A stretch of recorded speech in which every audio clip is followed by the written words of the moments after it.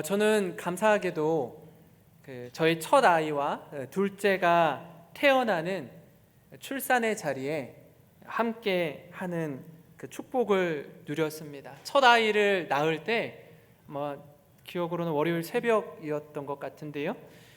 출산의 고통이 얼마나 힘들고 고되고 어려운지를 아내의 출산의 모습을 보면서 보다가 제가 그만 이렇게 울고 말았습니다. 막 엉엉 울었어요. 이게 이렇게 힘든 건지 몰랐는데 정말 힘들구나. 더 잘 해줘야겠구나 하는 생각이 들었습니다. 그러다가 이제 출산의 순간이 되면 들어가서 이제 아이가 나오는데 저 때는 그 의사 선생님이 들어오라고 하더라고요. 들어와서 아기의 이제 탯줄을 아빠가 자를 수 있도록 그런 기회를 주었는데요. 제가 하도 울다가 그걸 깜빡한 거예요. 그러니까 의사 선생님이 고만 울고 이거 좀 자르라고 코만 좀 울라고 그러면서 그러시더라고요. 이 아빠들 중에서 한 10명 중에 한 사람이 우는데 그 사람이 당신인 것 같다고. 그 가슴 벅찬 순간을 경험을 했습니다. 아이가 울 때, 아이가 이제 탯줄을 자르고 이렇게 하면 아이가 으앙 하고 울죠. 울어요. 나 살려라 하고 웁니다. 울 때 주변에 있는 모든 사람들은 다 활짝 웃습니다.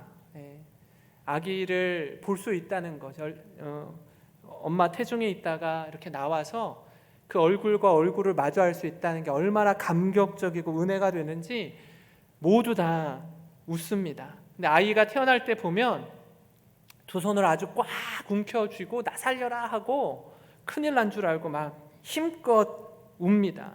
마치 세상으로 나올 때부터 뭐라도 하나 꽉 움켜쥐고 살아야 한다는 걸 본능적으로 아는 것처럼 그렇게 말입니다. 성장하면서도 그렇죠. 부모님도 그렇고 학교 선생님도 그렇고 주변에 만나는 모든 사람들이 하나라도 더 갖고 소유하고 조금 더 남들보다 높은 자리에 오르고 좋은 학교에 들어가고 좋은 기업에 입사하고 해야지 남부럽지 않은 삶을 살 수 있다라고 끊임없이 우리를 향해 가르치고 외칩니다. TV 홈쇼핑을 제가 종종 보는데요. 저거 당장 안 사면은 내가 손해볼 것 같은 거예요. 그죠? 당장 막 이렇게 눌러가지고 결제를 해서 내 집에 그게 딱 도착하면 안심할 것 같은, 근데 며칠 지나지 않아서 또 후회하는 또 우리의 모습들을 봅니다. 여러분은 어떻습니까? 하나씩 집에 채워가고 있습니까?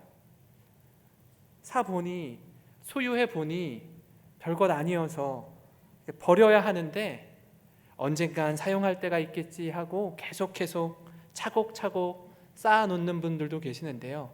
제가 이렇게 정리의 달인 이런 책들을 보니까 옷 같은 경우는 그 1년 동안 한 번도 꺼내 입지 않은 옷, 그 정도 되면 버리는 게 맞다라고 하더라고요. 이거 언젠가 입을 거예요. 저도 좀 그런 성향이 있는데 그거 나 언제 입을 거야. 어디 있는지도 모르고 생각도 잘 안 나는데 괜히 버릴라 치면 아까운 거죠. 그러니까 계속 쌓고 높아지고 더 소유하고 하는데 열심을 내다가 좌우를 이렇게 들여다보면은 나보다 더 많이 가진 사람, 나보다 공부를 못했는데 더 잘 살고 있는 사람, 이런 친구들 보면 괜히 배 아프고 괜히 나도 모르게 우울감을 가질 때가 있습니다. 우린 누구나 무한 경쟁 사회 속에서 이런 감정을 경험합니다. 그래서 남과 비교하면서 때론 낙심할 때도 있고요. 비교하면서 우월감을 가질 때도 있습니다.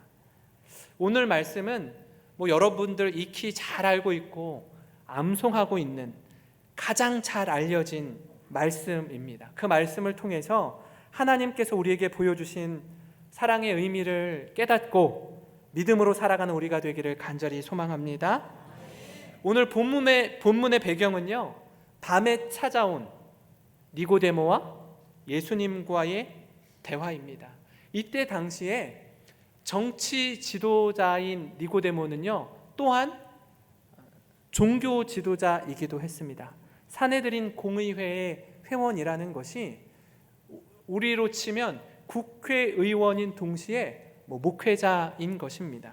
그런데 그가 예수님께 나와서 거듭남에 대해서 예수님과 주거니 받거니 이야기를 나누다가 오늘 읽은 본문 말씀, 하나님이 세상을 이처럼 사랑하사 독생자를 주셨으니 이는 그를 믿는 자마다 멸망하지 않고 영생을 얻게 하려 하심이라 라고 이 말씀이 등장하게 됩니다.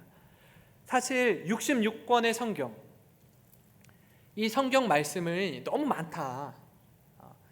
하나님을 알지 못하는 사람, 예수님을 믿지 않는 사람에게 하나님 말씀이 도대체 뭡니까? 이 66권의 말씀을 한 문장으로 조리면 어떤 말씀을 말할 수 있겠습니까? 라고 할 때 등장하는 말씀이 바로 이 요한복음 3장 16절 말씀입니다. 하나님께서 우리에게 보여주신 사랑, 그 사랑을 통해 우리가 깨닫는 것, 오늘 이 시간 두 가지 같이 좀 살펴보려고 하는데요. 그 첫 번째는 사랑은 가장 소중한 것을 내어주는 것이 사랑이다라는 겁니다. 다시 한번 우리가 요한복음 3장 16절 말씀을 함께 읽어볼까요? 하나님이 세상을 이처럼 사랑하사 독생자를 주셨으니 이는 그를 믿는 자마다 멸망하지 않고 영생을 얻게 하려 하심이라. 아멘.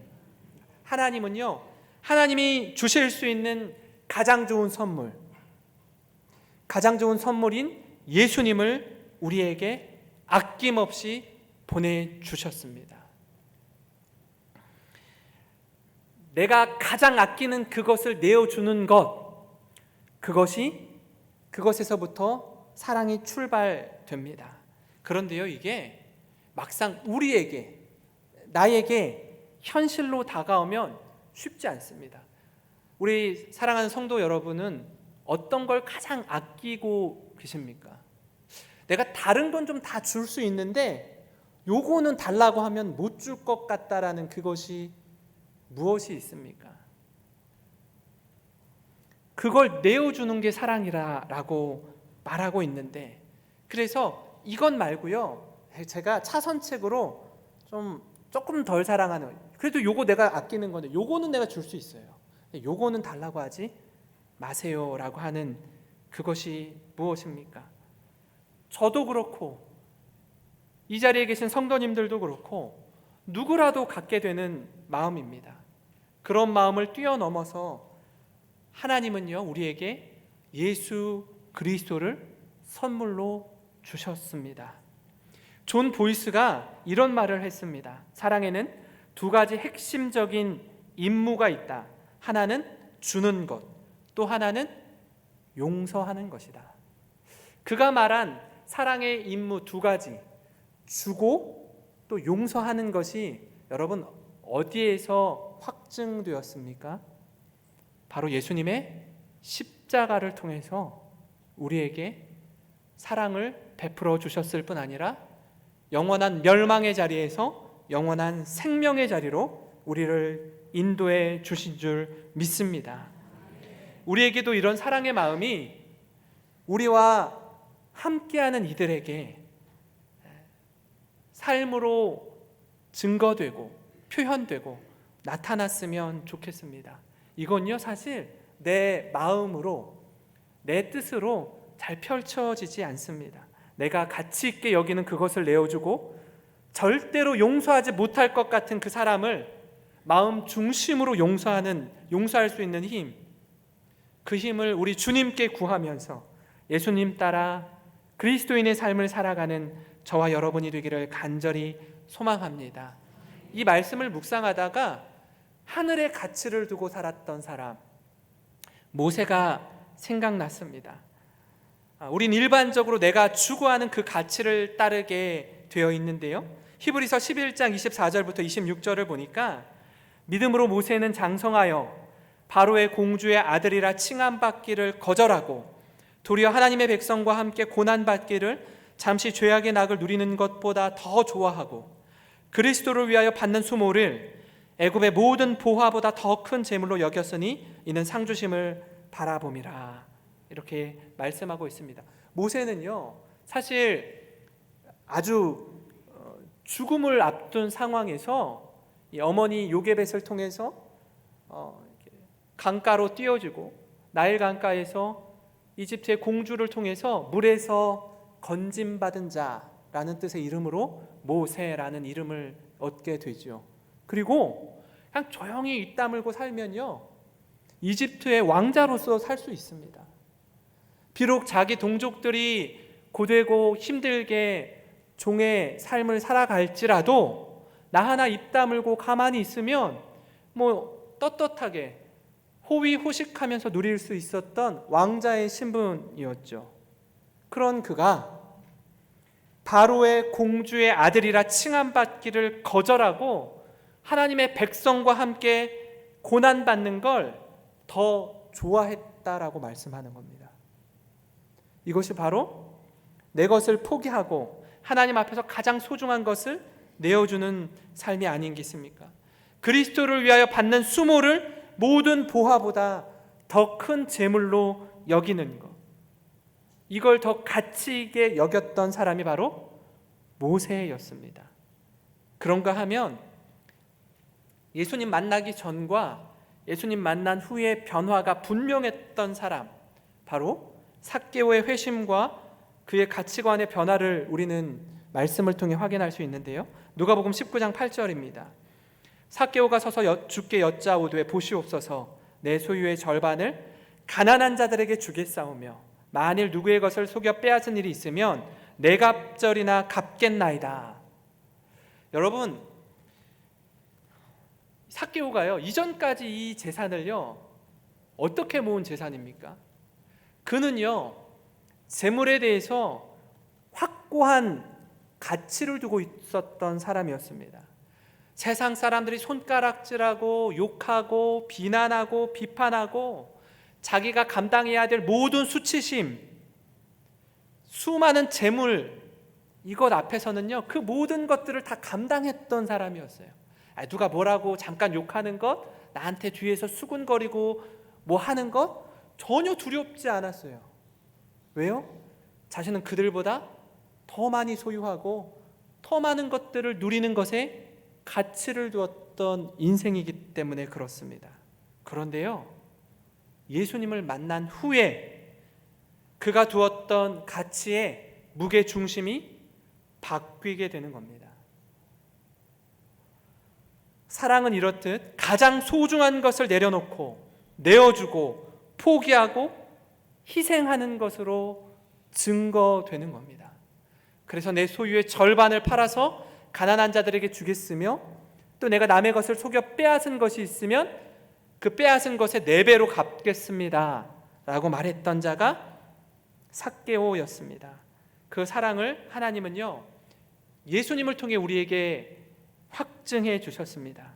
요한복음 15장 13절 말씀인데요, 사람이 친구를 위하여 자기 목숨을 버리면 이보다 더 큰 사랑이 없나니. 이 말씀대로 예수님은 우리를 위해서 자신의 전부를 내어 주셨습니다. 제가 여러분들에게 하나 암송 구절을 하나 더 드리기 원하는데요, 요한복음 3장 16절은 잘 누구나 암송하고 있는 말씀이지 않습니까? 이것과 더불어서 하나 더 외우셨으면 좋겠습니다. 그게 뭐냐면 요한 1서 3장 16절입니다.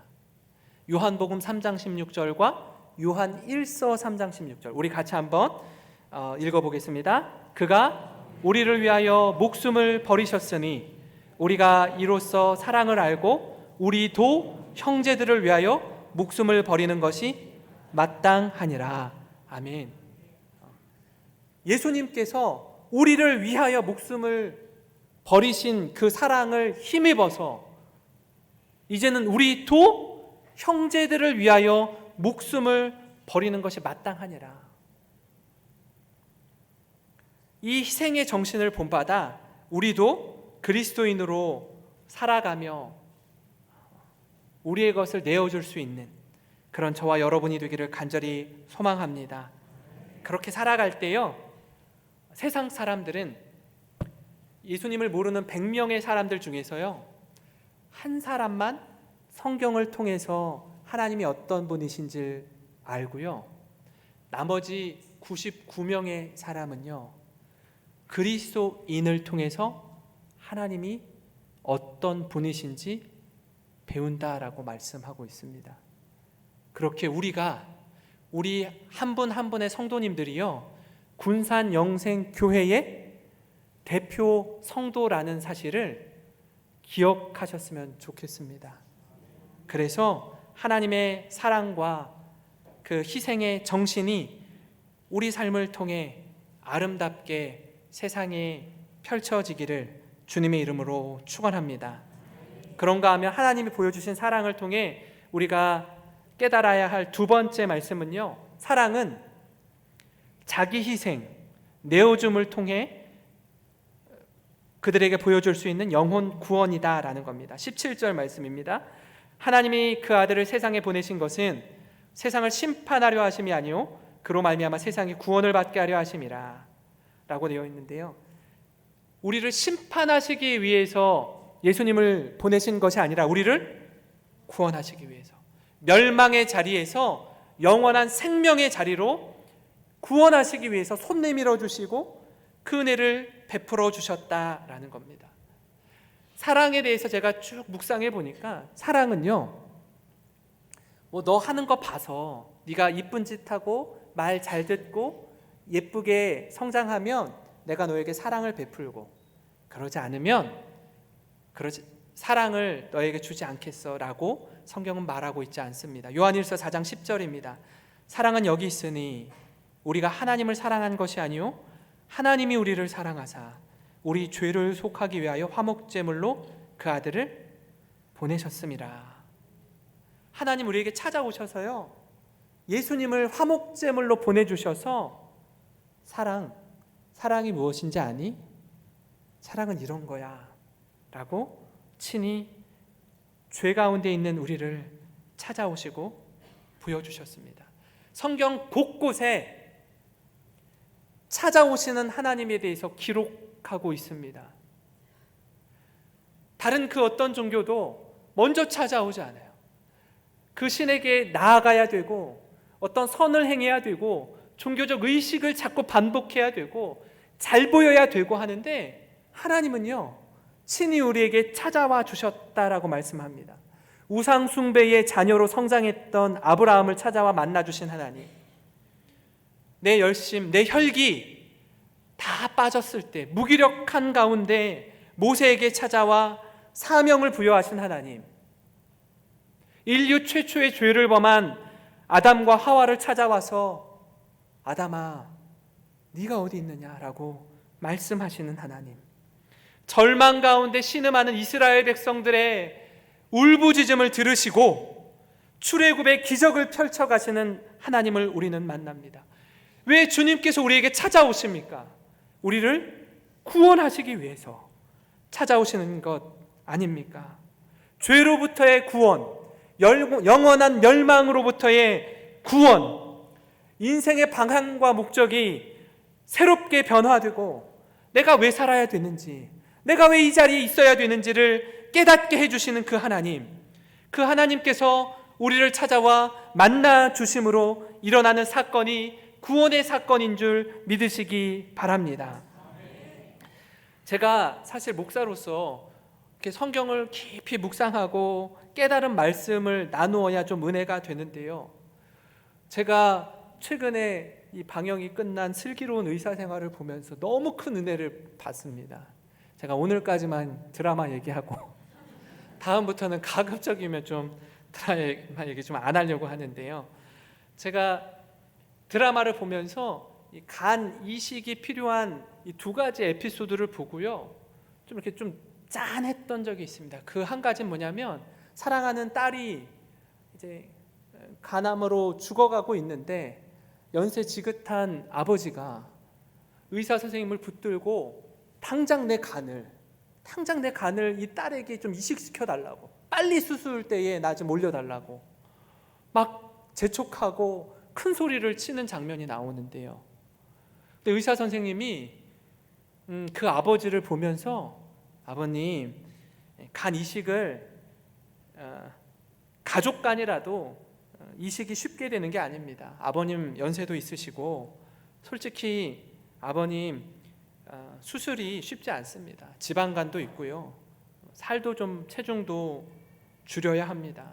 아버님 나이에 쉽지 않습니다 라고 말해요. 그리고 이 아버지가 이렇게 돌아가는데요, 이 의사가 간호사에게 이런 얘기를 해요. 보통 이런 경우는 시간이 지나면 자연스럽게 이 아버지는 오지 않는다고. 왜냐하면 건강 상태나 연세나 모든 상황들이 좋지 않기 때문에. 근데 이 사라졌던 아버지가 어느 날 갑자기 의사 선생님 앞에 섭니다.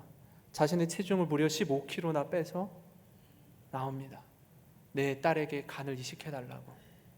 그때 의사가 자신이 가지고 있던 여러 환자를 대하면서, 여러 가족들을, 환자의 가족들을 대하면서 가졌던 그 선입견, 이 편견이 깨지는 상황을 경험합니다. 이런 아버지도 있구나. 그리고 수술을 받게 합니다. 또 한 가지 에피소드는요, 한 아들이 거반 죽어가게 생긴 거예요. 간암 말기로. 당장 이식이 필요합니다. 온 가족이 한 자리에 모였습니다.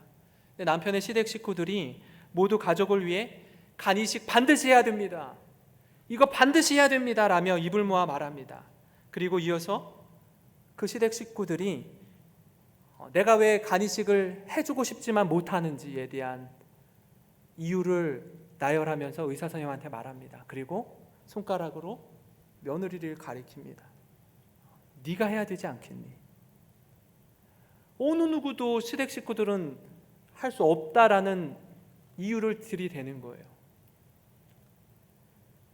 참 장면을 보면서 씁쓸하더라고요. 근데 그 며느리가, 이 자부가 이제 가족들이 다 나가고 1대1로 의사 선생님과 얘기하는데, 의사 선생님이 그래요. 아까 똑같은 의사 선생님이 우리 어머니 남편을 위해서 간 이식을 받는 것이 부담스러우면 저에게 말씀해 주세요. 제가 시댁 식구들한테 간 이식이 적합하지 않다라고 이야기를 대신해 드리겠습니다. 편하게 말씀하세요 라고 해요. 근데 이 자부가 그렇게 해달라고 얘기해요. 울면서 그렇게 해달라고 얘기하더라고요. 옆에 청각장애 어린 아들이 있었어요. 여러분 잘 아시는 것처럼 장애 아이를 둔 부모님들의 최고의 소원이 뭔지 아십니까? 그 아이보다 하루 늦게 죽는 겁니다. 내가 없으면 이 아이를 누가 맡아서 양육할 수 없다라고 생각하니까 해주고 싶어도 그럼 못하는 거예요. 이 모습들을 보면서 인간이 참 약하구나. 가장 소중한 것을 내어주어야 하는데요, 그 순간에 맞닥뜨리면 그게 잘 안 되는 거예요. 저는 아니지요. 저 말고 딴 사람이요. 자꾸 책임을 전가하는 모습이 우리에게 있지 않느냐라는 겁니다. 하나님은요, 사랑에 대해 이렇게 말씀합니다. 사랑받은 자격이나 조건이 없음에도 불구하고 자신의 전부를 들여 우리를 사랑하시는 하나님으로 말입니다. 요한일서 4장 21절에 우리가 이 계명을 주께 받았나니 하나님을 사랑하는 자는 또한 그 형제를 사랑할지니라. 하나님을 사랑하는 자는 또한 그 형제를 사랑할지니라. 여러분, 우리가 예배 시간에 하나님 사랑합니다, 하나님 찬양합니다, 하나님 예배합니다 라고 말하지만 정작 우리 가족, 우리 형제, 우리의 이웃을 사랑하지 못하고 있다라면 내가 정말 주님 사랑하는 사람인가 돌아보아야 할 것입니다. 헨리 나우인이 내어줌이라는 글을 통해서 이런 말을 했습니다. 참 가슴에 와닿고 오늘 말씀을 묵상하는 가운데 이 말씀이 눈에 확 들어왔는데요, 같이 읽고 말씀을 마치겠습니다. 우리 인간성은 줌 안에서 가장 완벽하게 실현된다. 우리는 준다는 기쁨을 상실한 시대에 살고 있다. 마치 주기보다는 받는 것에, 그리고 소유하는 것에 우리의 행복이 달려있는 것처럼 우린 살아가고 있다. 죽음은 줌의 마지막 행위이다. 우리는 다른 이와 벗을 위해 살아야 할 뿐 아니라 그들을 위해 죽기도 해야 한다. 정말 사랑이 죽음보다 강하다면 죽음은 사랑의 결속을 더욱 깊고 든든하게 하기 위한 잠재력이 된다. 정말 사랑이 죽음보다 강하다면. 그래서 이전에는 손해보는 인생이 어리석고 부족하고, 아유, 저 뭘 모르고 저렇게 낭비하고 저렇게 뭐 쓰는 거야 라고 뒤에서 이야기하던 우리가, 이제는 하나님의 사랑이 우리에게 조건 없이, 자격 없이 그저 그분의 삶의 전부를 우리에게 들여서 살려주셨는지를 깨닫고, 그 사랑을 이미 받은 우리가 더 이상 움켜쥐는 것에만 우리의 목매달지 말고, 움켜쥔 그 손을 활짝 펴서 적은 것이라도, 그것에 많고 적음을 떠나서라도 하나님, 내게 주신 그것 중에 일부를 다른 사람을 위해 베풀겠습니다. 그렇게 믿음의 삶을 살아가는 우리 사랑하는 영생교회 성도님들이 되시기를 주님의 이름으로 축원합니다. 이제부터